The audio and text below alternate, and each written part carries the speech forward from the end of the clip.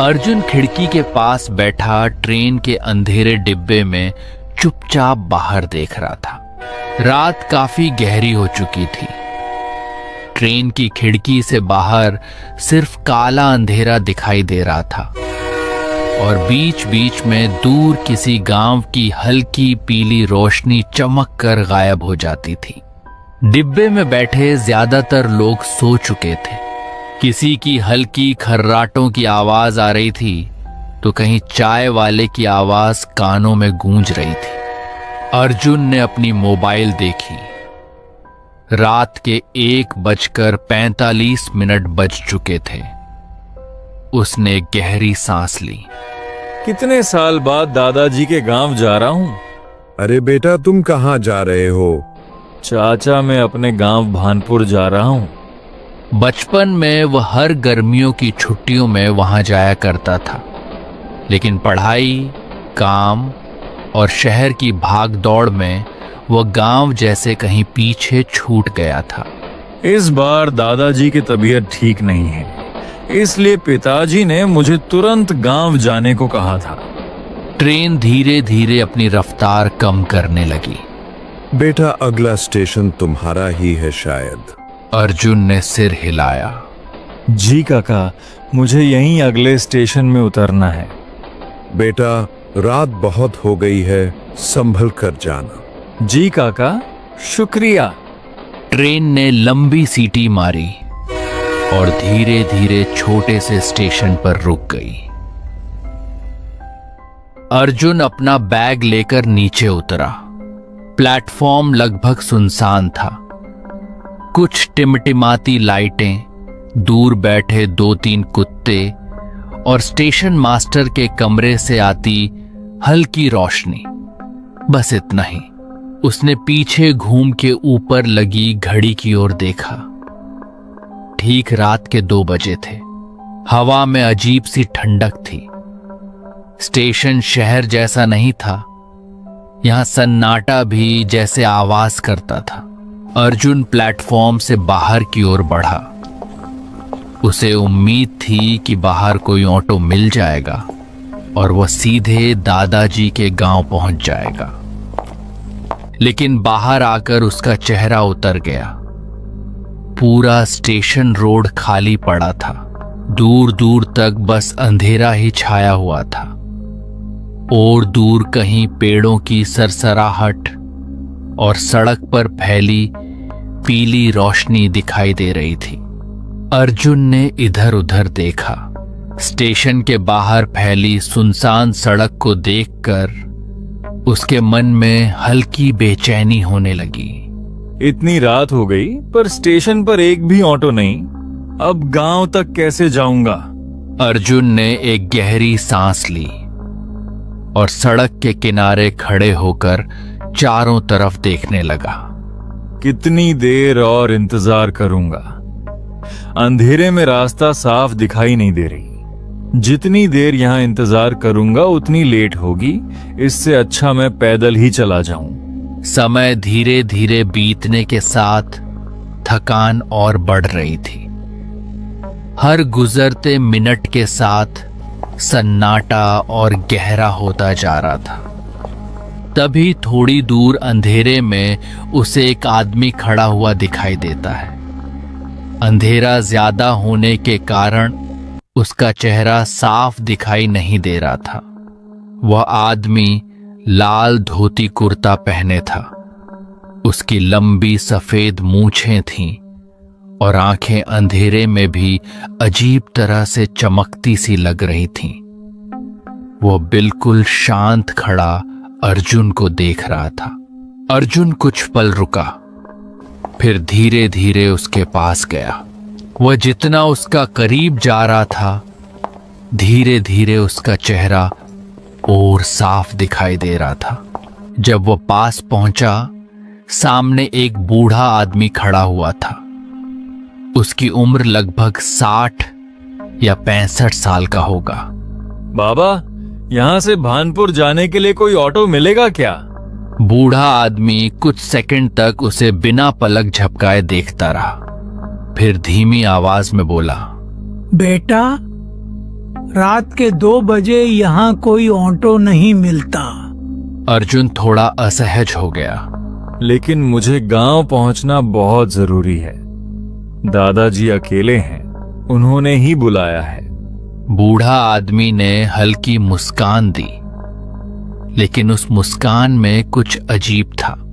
जरूरी काम अक्सर रात में ही बुलाते हैं। दिन में तो लोग सिर्फ बहाने बनाते हैं। अर्जुन उसकी बात सुनकर थोड़ा चौंका, लेकिन चुप रहा। तो अब क्या करूं चाचा?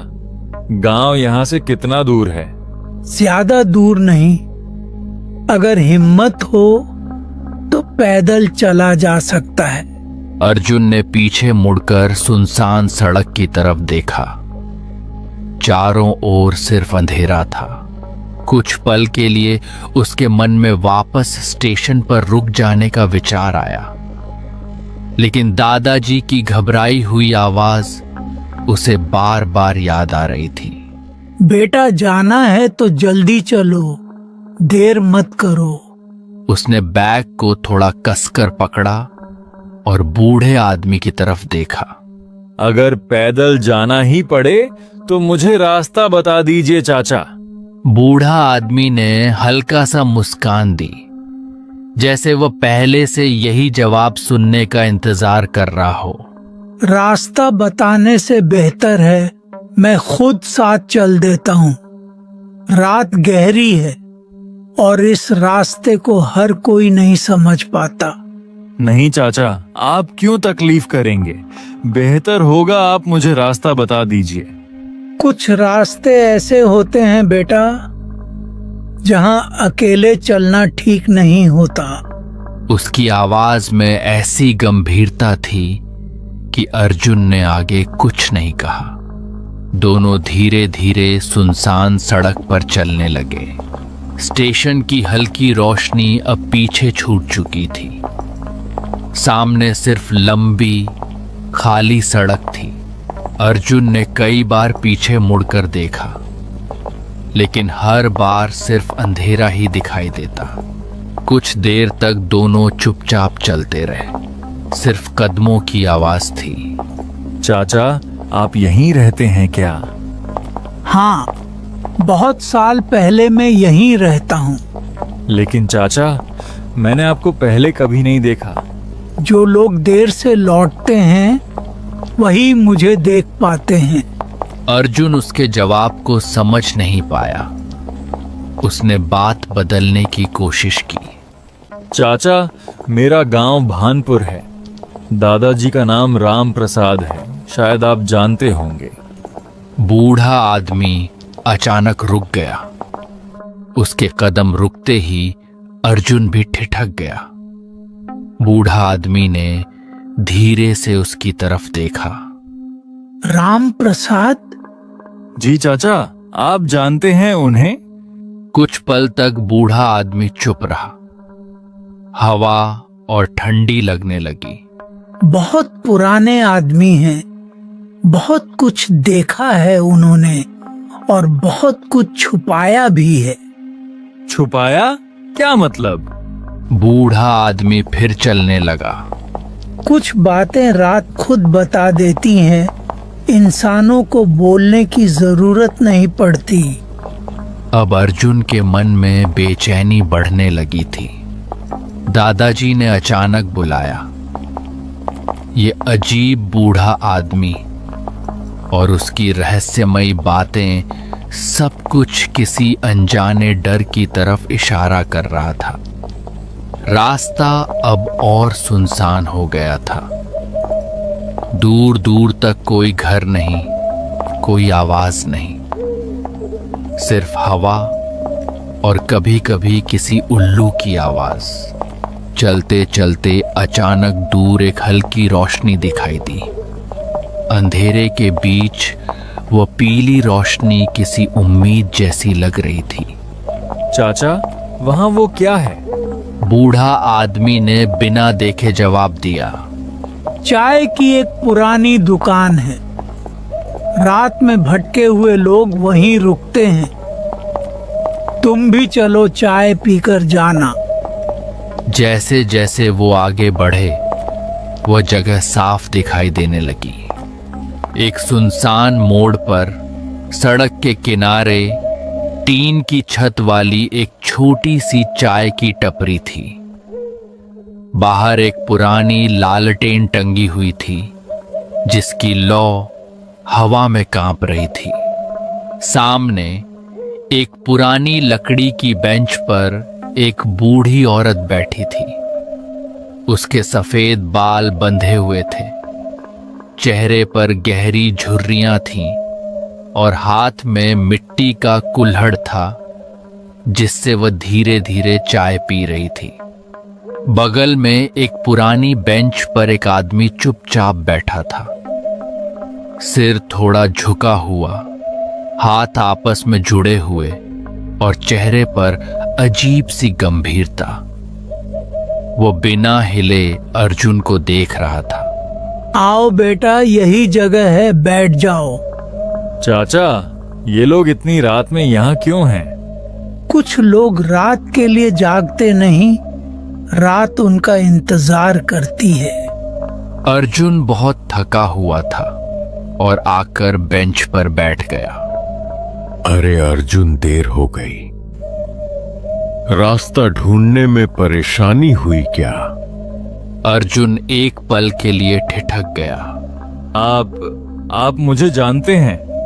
इस रास्ते से जो भी आता है उसकी खबर पहले ही मिल जाती है।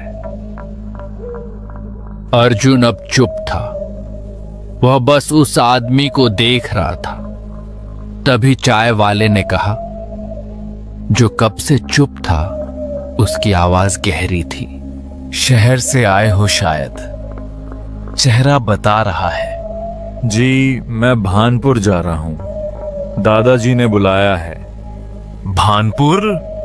जी, मुझे भानपुर जाना है। चाय वाले का चेहरा लालटेन की आधी रोशनी में था, आंखें गहरी और चेहरा ऐसा जैसे बहुत कुछ जानता हो।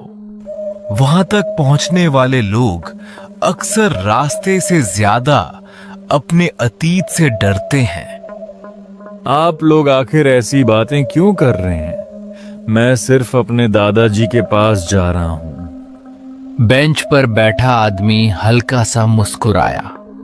हर कोई यही सोचकर आता है कि वो सिर्फ किसी से मिलने जा रहा है, लेकिन कुछ जगहों पर लोग नहीं, किस्मत इंतजार करती है। अर्जुन ने गहरी सांस ली। अब वो खुद को रोक नहीं पाया।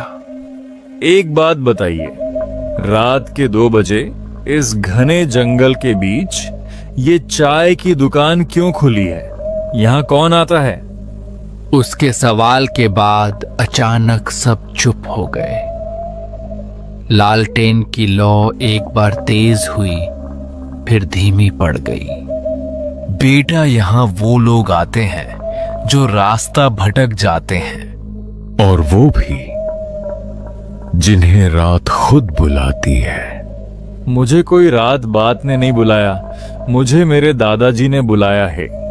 बेंच पर बैठा आदमी हल्का सा मुस्कुराया। अर्जुन को अब अजीब सा महसूस होने लगा था। एक अनजानी डर उसके मन में घर कर चुकी थी।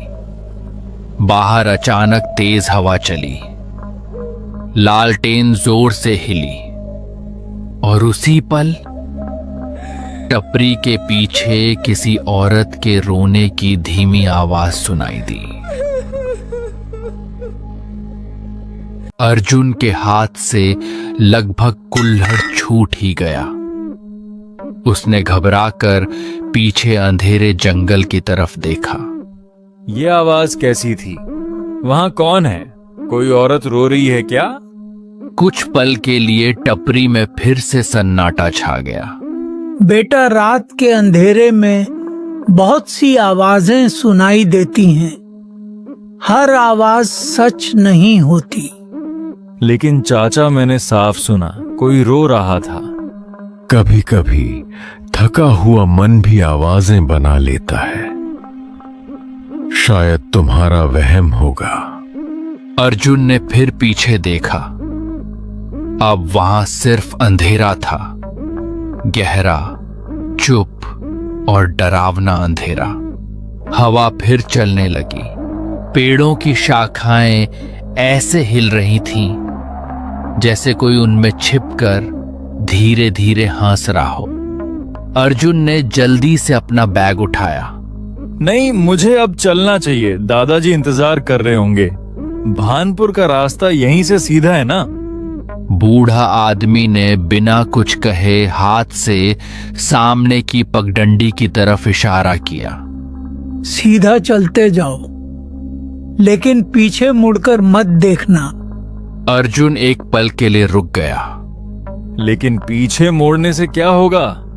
क्योंकि कुछ चीजें सिर्फ पीछे से ही दिखाई देती है। अर्जुन का गला सूख गया। उसने कुछ नहीं कहा, बस तेज कदमों से टपरी से बाहर निकल गया। रात और गहरी हो चुकी थी। अर्जुन तेज तेज कदमों से चलने लगा। उसके कानों में अब भी वही रोने की आवाज गूंज रही थी। उसने कई बार महसूस किया जैसे कोई उसके पीछे चल रहा हो, लेकिन चाय वाले की बात याद आते ही उसने पीछे मुड़ने की हिम्मत नहीं की। अर्जुन सिर्फ चलता रहा, ठंडी हवा और दिल की तेज धड़कन। कुछ देर बाद दूर उसे अपने गांव भानपुर की पहली हल्की रोशनी दिखाई दी। वह राहत की सांस लेते हुए लगभग दौड़ पड़ा। थोड़ी ही देर में वो अपने दादाजी के पुराने घर के सामने खड़ा था। पुराना लकड़ी का दरवाजा, आंगन में तुलसी चौरा और बरामदे में जलता हुआ एक छोटा सा दीपक। अर्जुन ने जल्दी जाकर दरवाजा खटखटाया। अंदर से दादाजी की आवाज आई। कौन? इतनी रात को कौन आया है? दादाजी दरवाजा खोलिए, मैं आया हूं अर्जुन। दरवाजा तुरंत खुला। सामने दादाजी खड़े थे। चेहरे पर चिंता साफ दिखाई दे रही थी। अर्जुन, इतनी देर? तुम ठीक तो हो ना बेटा?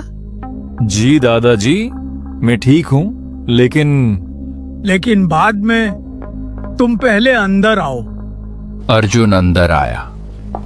उसके चेहरे पर थकान और डर दोनों साफ थे। दादाजी, रास्ते में मेरे साथ बहुत अजीब चीज हुई। दादाजी का चेहरा गंभीर हो गया। दोनों अंदर कमरे में बैठे थे। बाहर ठंडी हवा चल रही थी। दादाजी अर्जुन के सामने खट पर बैठे थे। उनके चेहरे पर अर्जुन को लेकर चिंता साफ दिखाई दे रही थी। अर्जुन, अब साफ साफ बताओ, रास्ते में क्या हुआ? तुम्हारी आवाज सुनकर ही लग रहा है कुछ ठीक नहीं है। अर्जुन ने गहरी सांस ली। उसके हाथ अब भी हल्के कांप रहे थे। दादाजी, जब ट्रेन रात के ठीक 2 बजे स्टेशन पर रुकी तब पूरा स्टेशन लगभग सुनसान था। मैं बाहर निकला तो सोचा कोई ऑटो मिल जाएगा, लेकिन बाहर एक भी ऑटो नहीं था, सिर्फ अंधेरा और ठंडी हवा। दादाजी चुपचाप उसकी बात सुनते रहे। अर्जुन ने पूरी बात साफ साफ दादाजी को बताया। पूरा किस्सा सुनते सुनते दादाजी के चेहरे का रंग बदल गया। उनकी आंखों में साफ डर दिखाई देने लगा। कुछ देर तक वे बिल्कुल चुप बैठे रहे। दादाजी, आप कुछ बोल क्यों नहीं रहे? क्या आप उन लोगों को जानते हैं? दादाजी ने धीरे धीरे सिर उठाया। उनकी आवाज भारी हो चुकी थी। अर्जुन, उस रास्ते पर रात के बाद कोई नहीं जाता। लेकिन दादाजी, मैं तो उसी रास्ते से आया था। दादाजी ने तुरंत उसकी बात काट दी और सीधा खिड़की के पास चले गए। कुछ देर वो खिड़की के बाहर घने अंधेरे की तरफ देखते रहे। फिर उन्होंने धीरे से अर्जुन की तरफ देखा। अर्जुन, अभी रात बहुत हो चुकी है बेटा, और तुम काफी थक गए हो। अर्जुन चुपचाप उन्हें देखता रहा। इतनी लंबी यात्रा, फिर वो सुनसान रास्ता, जो भी हुआ उसके बारे में सुबह आराम से बात करेंगे। अभी तुम थोड़ा आराम कर लो। अर्जुन ने धीरे से सिर हिलाया, लेकिन उसके चेहरे पर अब भी डर साफ दिखाई दे रहा था। दादाजी, पता नहीं क्यों मुझे अब भी ऐसा लग रहा है जैसे कोई मेरा पीछा करते हुए यहां तक आया हो। अर्जुन, डर की वजह से ऐसा महसूस होता है। तुम ज्यादा मत सोचो, तुम अब जाकर सो जाओ। ठीक है दादाजी। अर्जुन ने अपना बैग नीचे रखा और बिस्तर पर लेट गया। लेकिन जैसे ही उसने आंखें बंद की, उसके दिमाग में फिर वही दृश्य आने लगे।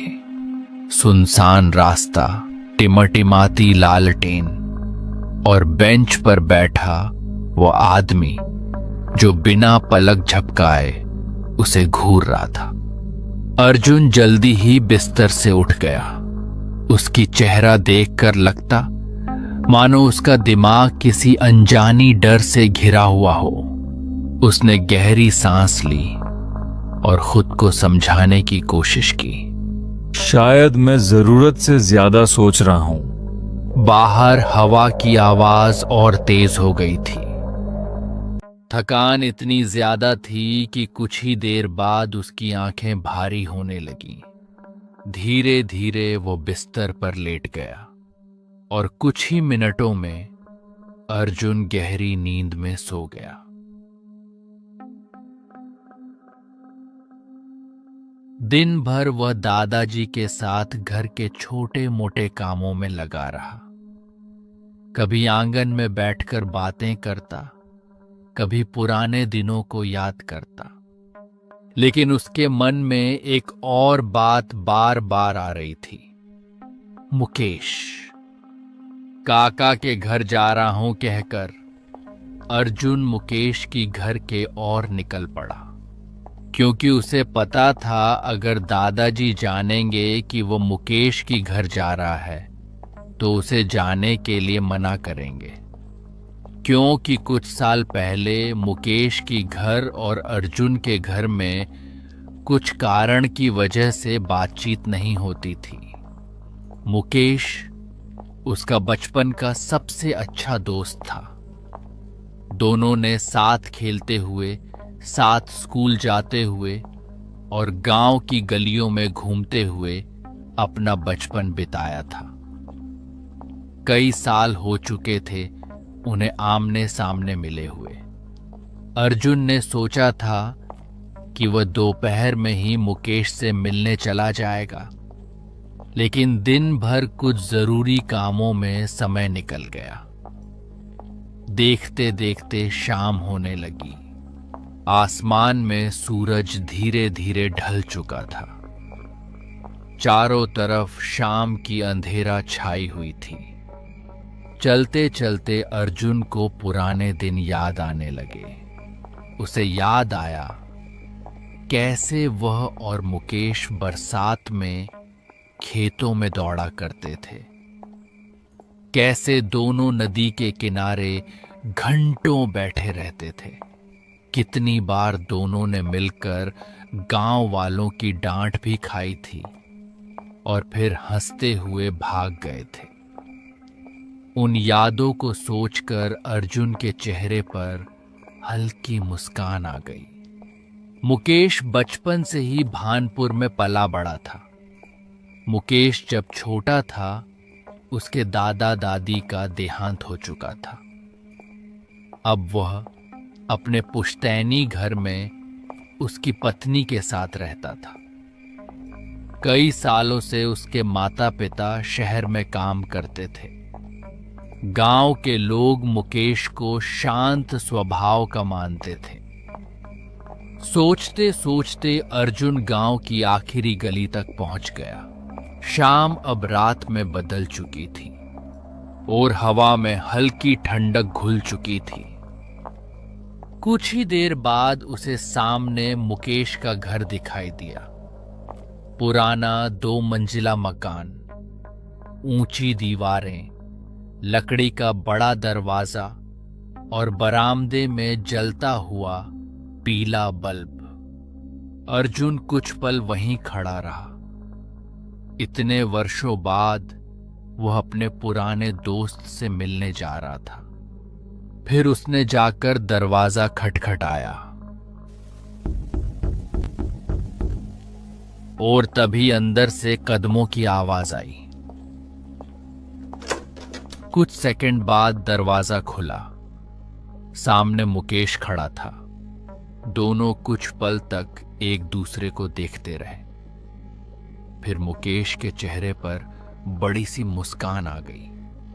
अरे अर्जुन, सच में तू है या ये मेरा वहम है? क्यों, भूत समझ लिया था क्या? नहीं यार, बस यकीन नहीं हो रहा, इतने साल बाद अचानक सामने खड़ा है। कई सालों की दूरी जैसे एक पल में खत्म हो गई। मुकेश उसे अंदर ले गया। घर अंदर से काफी बड़ा था, लेकिन अजीब तरह से शांत भी। कमरों में पुराना फर्नीचर रखा था। दीवारों पर समय की छाप साफ दिखाई देती थी। मुकेश अर्जुन को अपने कमरे के अंदर ले गया। भाई, मैंने सुना था तू शादीशुदा है, लेकिन घर में तो लगता है कोई नहीं है। हाँ भाई, तूने सही सुना है। मेरी पत्नी और बच्चे उनके गांव गए हुए हैं।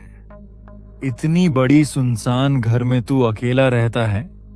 नहीं भाई, अकेला नहीं, बीवी बच्चे कल आ जाएंगे।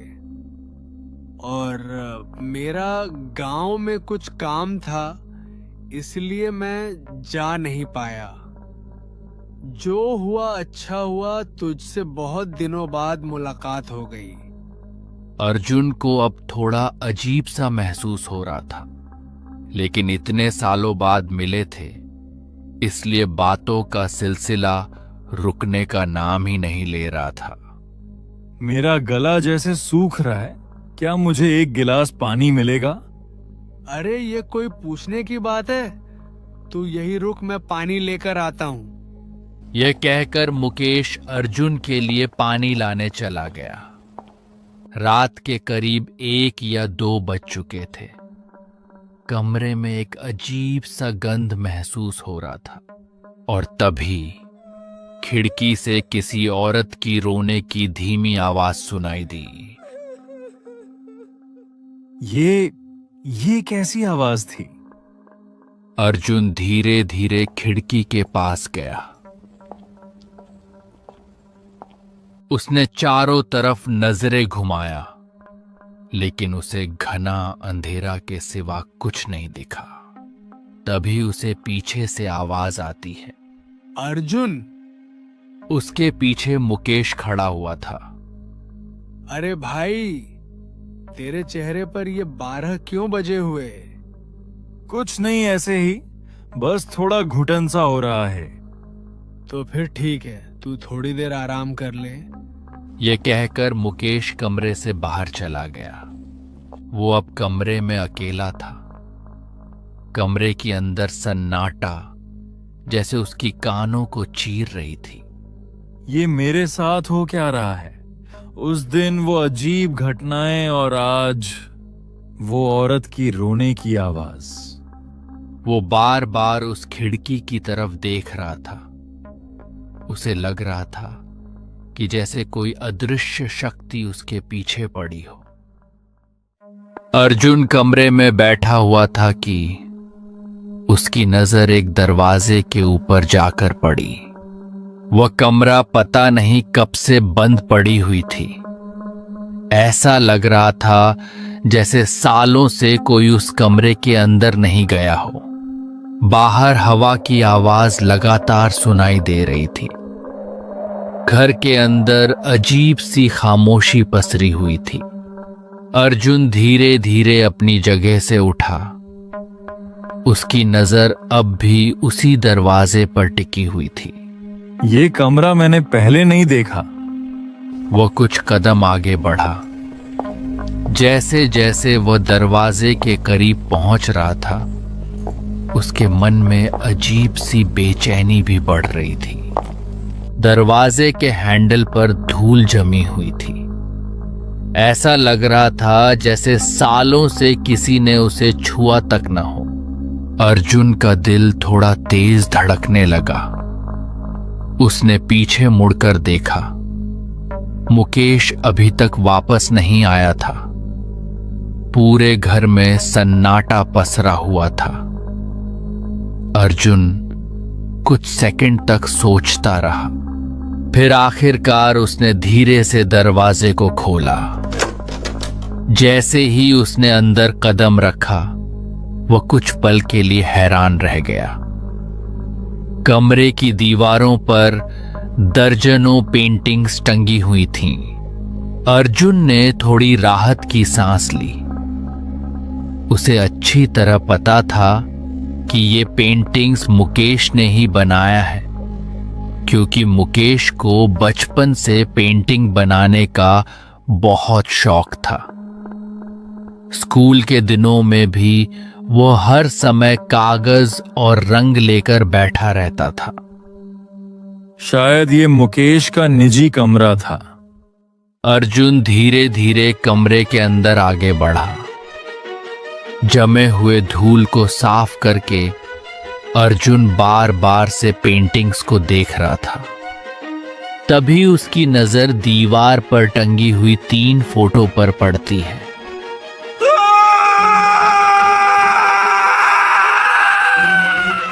कमरे से अर्जुन की भयानक चीख की आवाज आती है।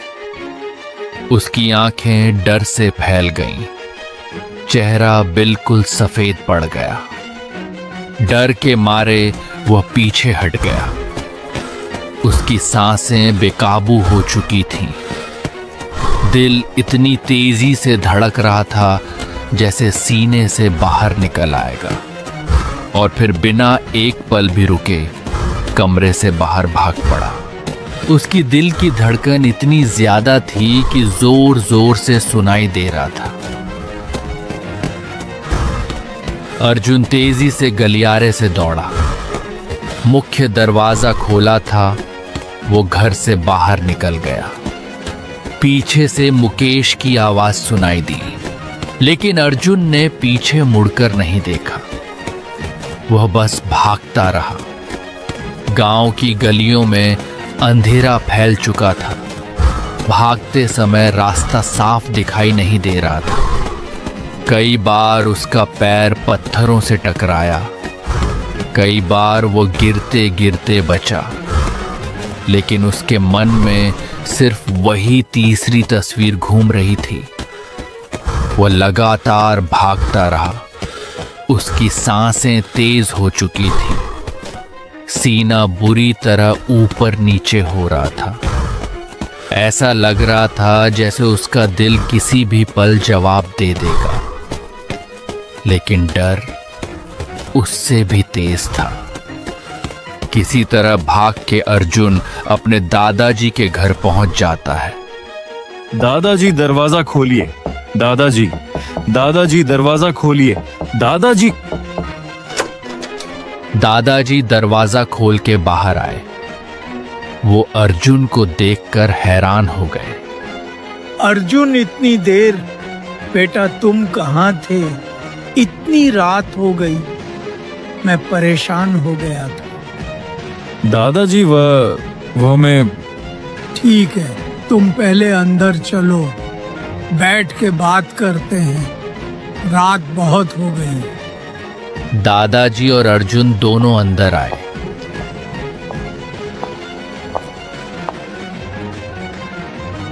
अर्जुन, अब बोलो, तुम इतने घबराए हुए क्यों हो? अर्जुन की हालत खराब थी। उसका चेहरा पीला पड़ चुका था। सांसें अब भी तेज चल रही थीं। वो कुछ सेकंड तक बोल ही नहीं पाया।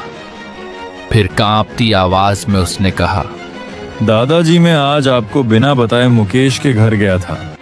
ये सुनते ही दादाजी का चेहरे का रंग उड़ गया। फिर क्या हुआ? अर्जुन ने पूरी बात दादाजी को बताई। दादाजी ध्यान से सब सुनते रहे। उनके चेहरे का रंग धीरे धीरे बदलने लगा। कुछ पल बाद उन्होंने धीमी आवाज में पूछा, लेकिन तुमने तो बताया नहीं, वो तस्वीरें किसकी थीं? दादाजी, और मैंने जब ऊपर की दीवार को देखा